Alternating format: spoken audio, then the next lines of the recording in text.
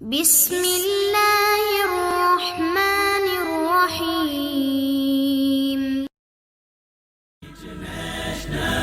Islamic Research Center. بعض اوقات اذکار کے دوران ذہن ادھر ادھر رہتا ہے، تو کیا وہ اذکار مقبول ہوں گے یا دہرانے ہوں گے؟ ذہن ادھر ادھر کرنے سے تھوڑا پرہیز کر لیا کریں کہ اب اذکار کرنے لگے ہیں تو تھوڑی دیر کے لیے سونے میں استعمال شدہ میں زکوٰۃ ہے یا نہیں ہے، بڑا جانور عقیقے میں کر لیں نہ کر لیں، اب یہ باتیں بعد کے لیے رکھیں.